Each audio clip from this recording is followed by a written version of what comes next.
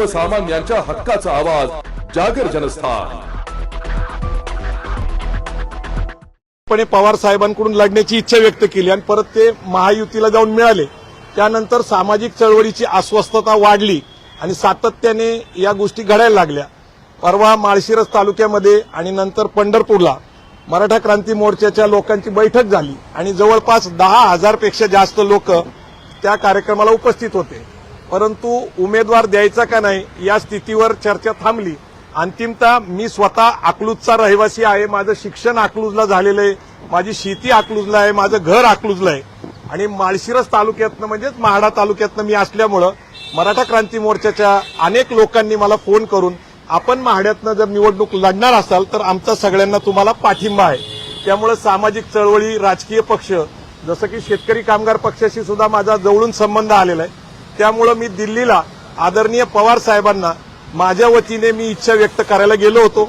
आता सुद्धा मी या ठिकाणी साहेबांना भेटलो आणि त्यांना सांगितलं की महाड्यामध्ये तुतारीचा उमेदवार निश्चित निवडून येणार आहे।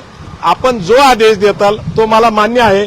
कुठलाही उमेदवार दिला तरी आम्ही 100% त्यांना निवडून आणण्याची जबाबदारी घेऊ। रवींद्र गायकवाड ही अशी व्यक्ती आहे की ज्या व्यक्तीनं कोल्हापूरच्या उमेदवारासंदर्भात असेल किंवा माड्याचं असेल 2-3 मतदारसंघांसंदर्भामध्ये प्रामुख्यानं रवींद्र गायकवाड काम करत होते, परंतु उमेदवार लढायला तयार नाहीत, ते माघार घेत आहेत। धैर्यशील मोहिते पाटलांचं उदाहरण आता जवळपास पाहायला मिळतंय।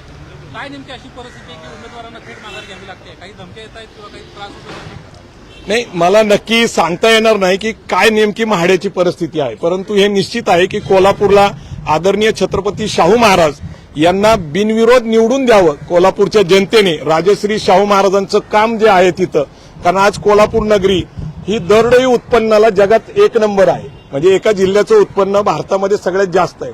तर अशा नगरीमध्ये किमान छत्रपती शाहू महाराजांचा एक सन्मान म्हणून त्यांना बिनविरोध निवडून द्यावा अशी चर्चा गेल्या महिन्यापासून आदरणीय शरद पवार साहेबांबरोबर सुरू होती। अंतिमतः पवार साहेबांनी ती मनाव घेतली। आम्ही कोल्हापूरला गेलो, त्यांच्याशी चर्चा केली, परंतु आदरणीय छत्रपती शाहू महाराज यांनी असं सांगितलं की बिनविरोध नाही, ही लढाई विचाराची आहे, फॅसिझमच्या विरोधामध्ये आणि शिवराय फुले शाहू आंबेडकरांच्या विचारासाठी मी निवडणूक लढायला तयार आहे। त्यांचं वय, त्यांची तब्येत लक्षात घेता असं वाटत होतं की कोल्हापूरची जनता त्यांना बिनविरोध देईल, परंतु तसं न होता आता एक विचाराची लढाई कोल्हापूरमधून आदरणीय छत्रपती शाहू महाराज यांच्या मार्गदर्शनाखाली सुरू झालेली आहे। लवकरच माढ्याचा सुद्धा तिढा सुटल। इकडे अमोल कोल्हे हे शिरूरमधनं आहेत, जे छत्रपती संभाजी महाराज, छत्रपती शिवाजी महाराजांची भूमिका केलेली आहे। त्यानंतर आदरणीय सुप्रियाताई सुळे। तर हा जो पश्चिम महाराष्ट्राचा पट्टा आहे हा पूर्ण आज शरद पवार साहेब आणि उद्धव ठाकरे यांना एक सहानुभूतीची लाट आहे। त्यामुळे तुतारीचा बोलबाला पश्चिम महाराष्ट्रात प्रचंड मोठा आहे आणि हा पुरोगामी विचाराचा लढा आहे।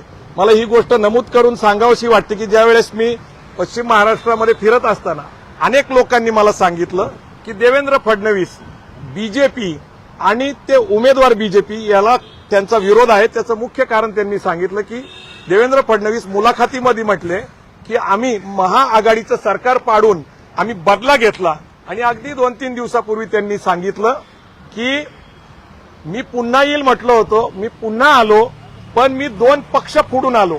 जे 2 पक्ष हे महाराष्ट्राच्या अस्मितेचे आहेत, जिथं मराठी माणसाचा जीव आहे तो शिवसेना आणि राष्ट्रवादी हे महाराष्ट्राचे पक्ष आहेत, स्वाभिमानाचे पक्ष आहेत। ते 2 स्वाभिमानाचे पक्ष हे देवेंद्र फडणवीस यांनी फोडल्यामुळं महाराष्ट्रात प्रचंड अस्वस्थता आहे। महायुतीच्या विरोधामध्ये प्रचंड वातावरण आहे। आम्ही सामाजिक बांधिलकी म्हणून संभाजी ब्रिगेड पूर्ण ताकदीने महाआघाडीच्या बरोबर आहोत, हेही आम्ही शरद पवार साहेबांना सांगितलं आणि जर संधी दिली तर महाड्यातनं लढायला तयार आहे।